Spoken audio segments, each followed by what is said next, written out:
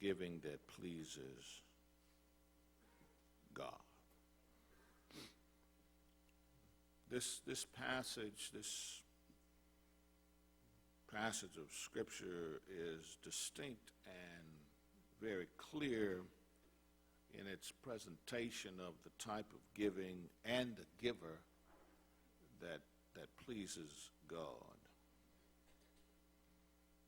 It is, however, the unfortunate assumption of many professing Christians that whatever they give and whenever they give, the church should be appreciative and take their gift and be grateful.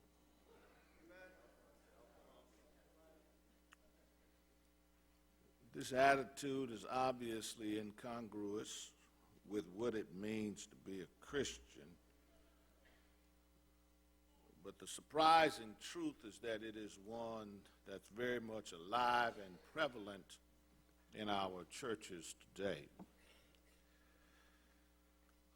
When an assessment is made of the giving record and the giving habits of Christians, it is obvious that too many of them are not yet clear in their understanding that their gifts, their offerings, are indeed rendered to God. This misunderstanding results from both the intentional and unintentional failure of many Christians to separate the church from its leader or its mission and ministry from the membership.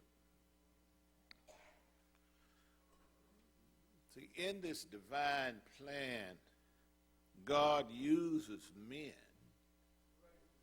people, as the means and method of the church fulfilling her redemptive role in human history. I said God uses people. Now, we do understand that the local church must have a leader and that the carrying out of the work of the ministry is the role and responsibility of its members. However, our amiable or hostile attitudes toward either should never be the balance in which our support of that work hangs. The purpose of the church in this present age is the plan and prerogative of God. It is not an idea of man. And so therefore that makes it bigger and more important than the ever-changing tides of our relational and attitudinal mood swings.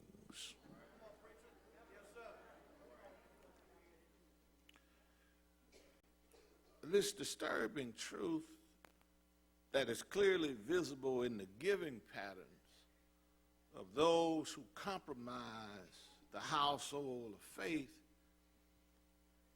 is the direct failure on the believer's part to understand that any and all giving is done to the work and to the glory of God, which is far greater than, nor is it affected by any person. And so therefore this observation leads me to conclude that not very much of our giving is truly pleasing to God. at best we might give enough to just hopefully, prayerfully keep the church out of the red sometimes.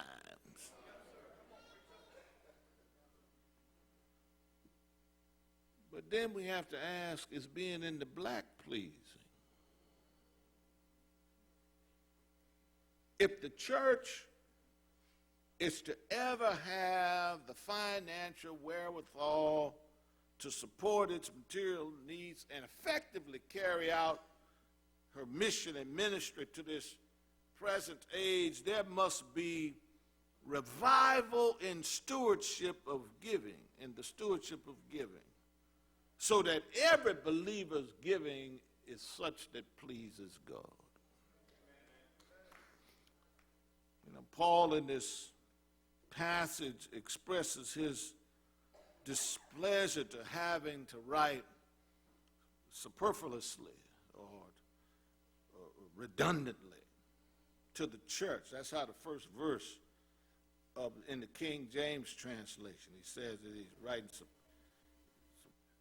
Two factors are important here, and they are, number one, others are helped by the promise, and God, too, is honored by the promise.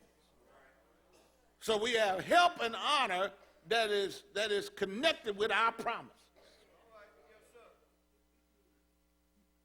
And so he says to them that, you have to be genuine in your giving if it's going to please God.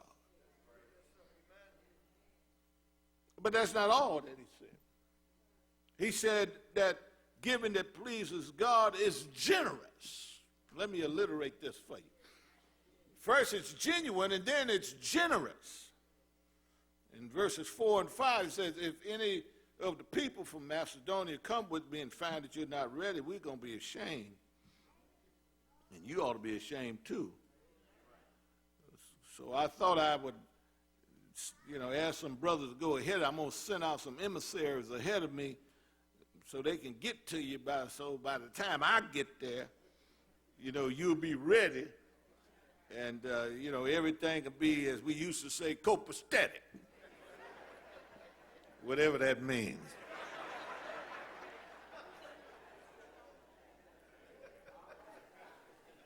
And so the exhortation, can I teach you this? So the exhortation in verses 4 and 5 not only point to the necessity to be prepared, but also that the gift may be a matter of bounty, which speaks to generosity. In essence, there should be no room for the spirit of covetousness to overtake these Christians, first of all, if they plan to give. And then secondly, if they gave liberally. See, unplanned and being caught unprepared would bring shame to the church and the Paul. And that holds true for the believer, for the church today, for the Christian today,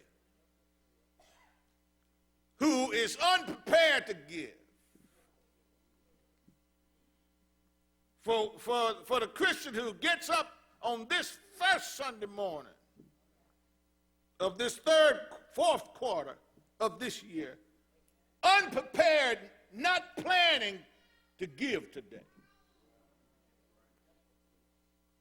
It can't be serendipitous. We just can't stumble upon, oh, that's right, got to give something. Let me see.